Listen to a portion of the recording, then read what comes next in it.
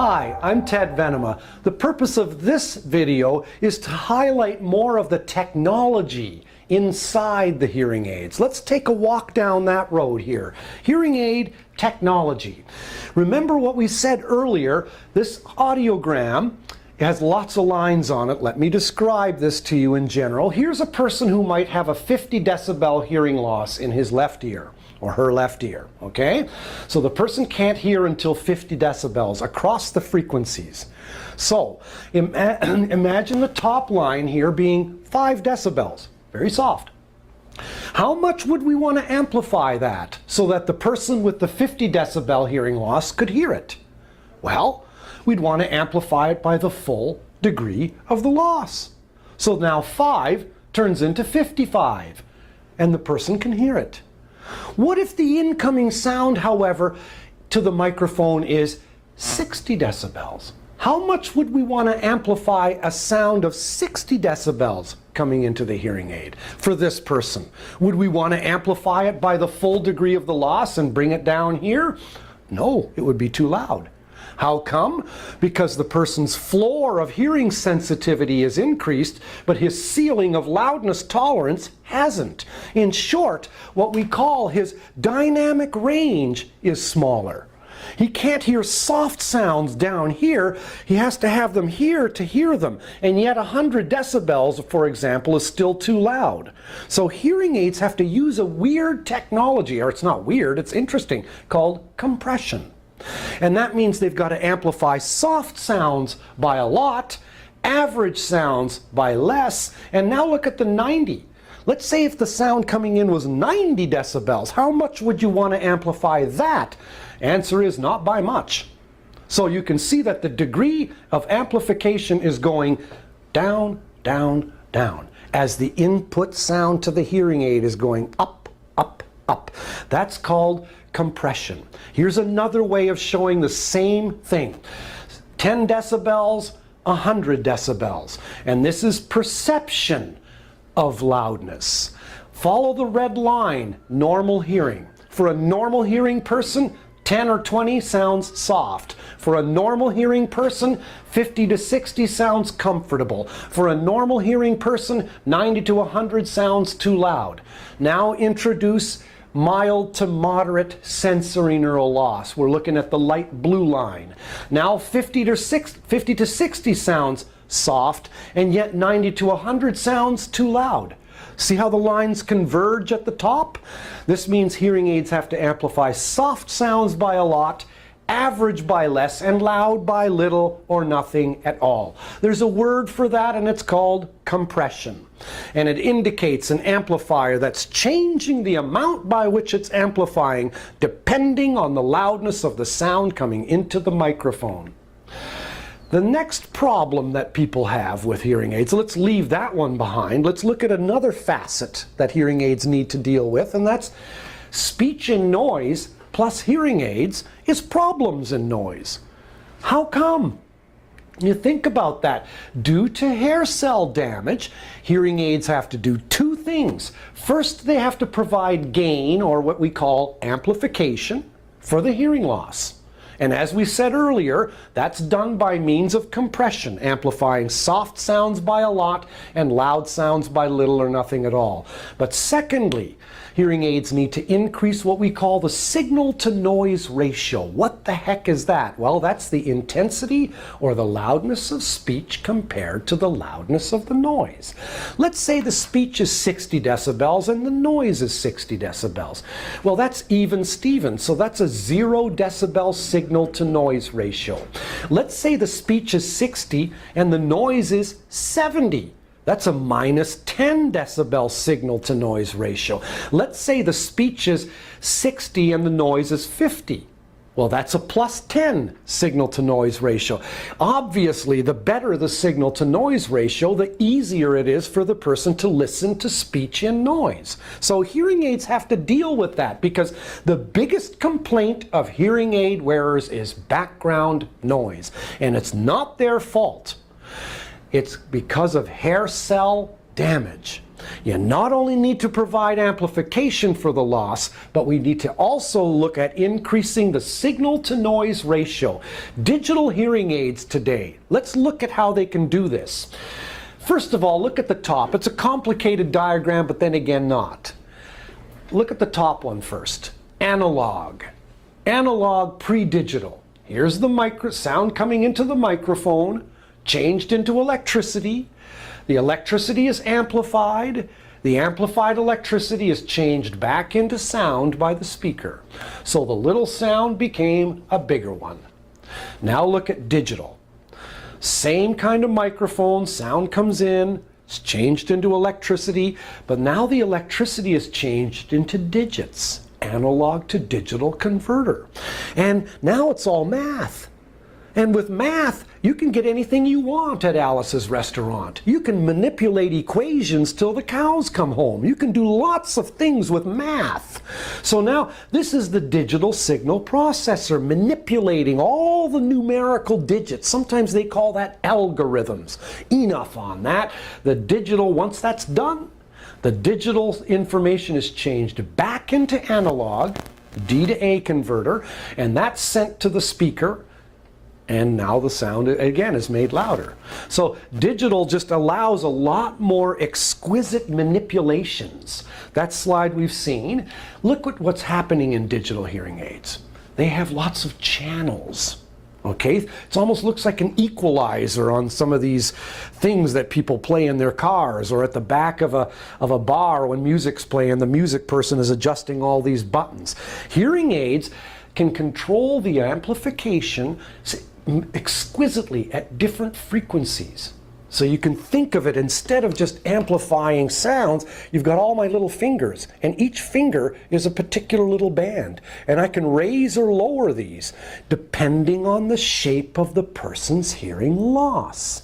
So no two hearing losses are identical. Hearing aids take a prescription, just like glasses. I can't wear yours, you can't wear mine. It's the same with hearing aids, and that's what a lot of people don't realize about hearing aids. But we program them really finely so that we can adjust the frequency response, the shape of the gain, the shape of the amplification. We can exquisitely sculpt that because we can divide things up so neatly into different channels.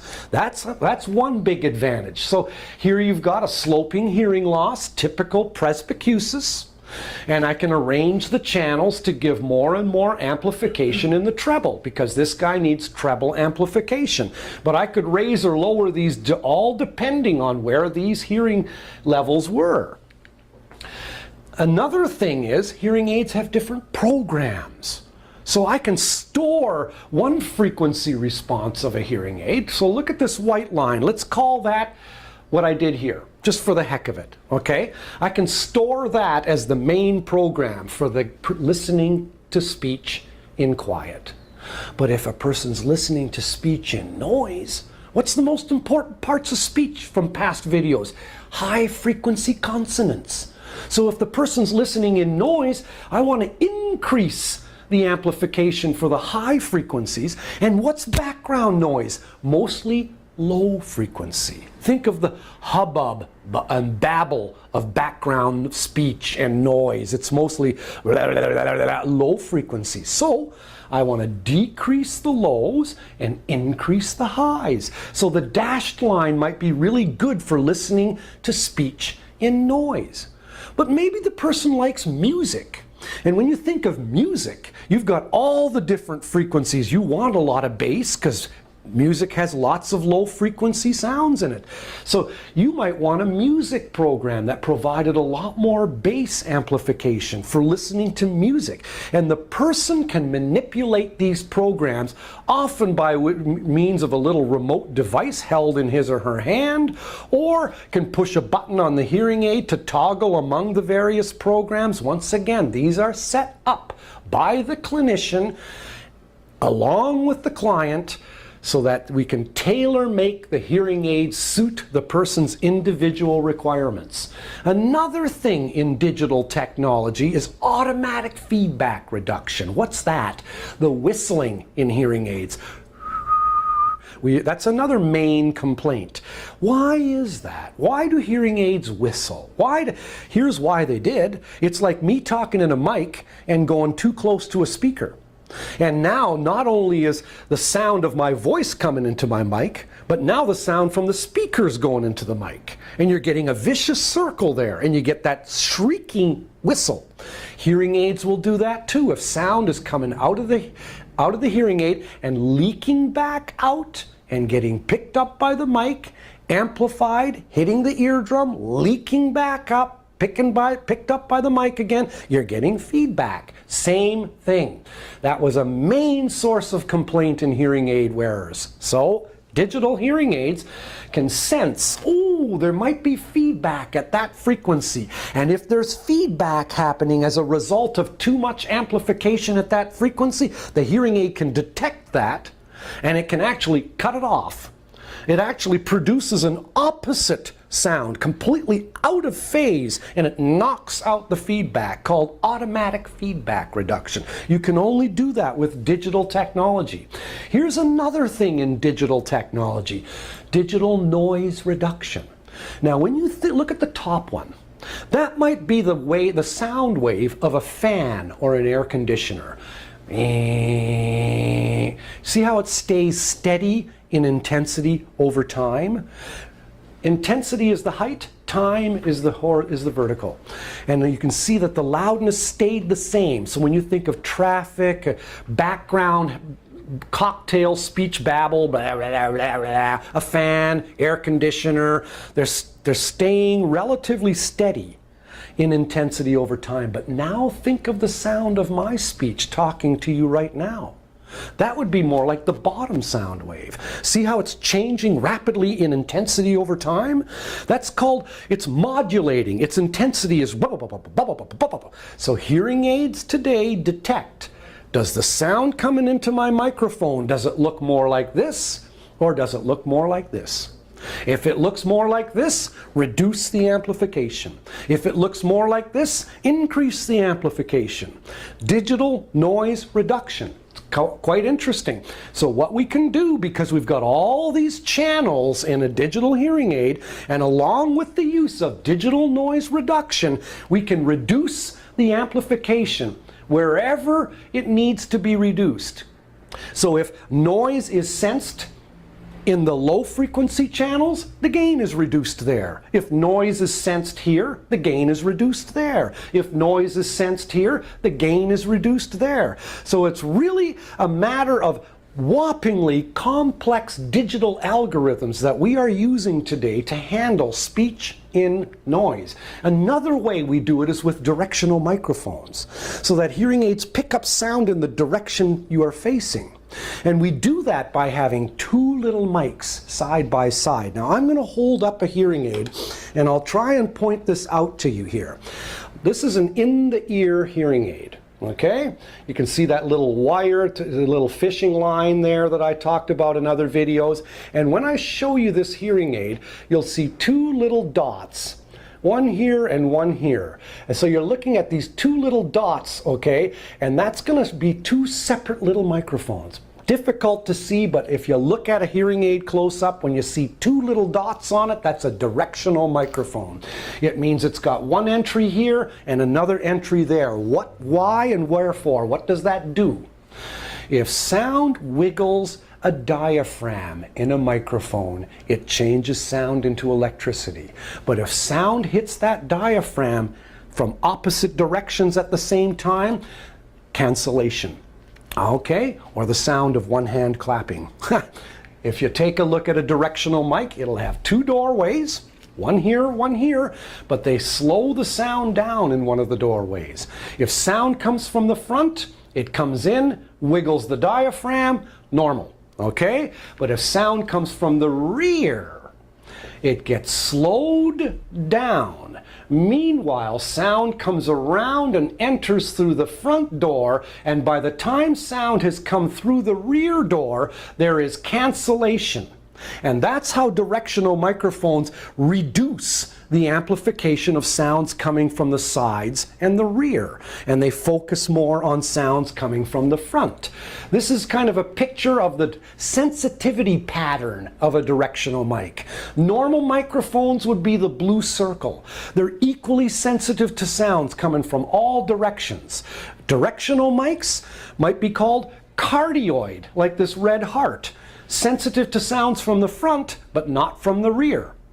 Or they might have other directional patterns, but the point is all directional microphones are less sensitive. The green, the black, the red are 3 different directional microphones. And notice all of them are less sensitive to sounds from the sides and the rear than the regular omnidirectional microphone is.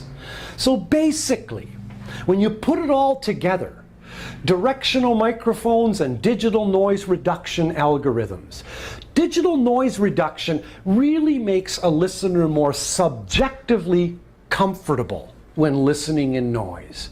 Directional microphones objectively increase the percent of words understood in noise. The way I look at it is, one is the science, one's the art. One's the head, one's the heart. Together they make a really good team. It's been my pleasure to talk to you about digital hearing aid technology. Stay tuned for more to come. Cheers.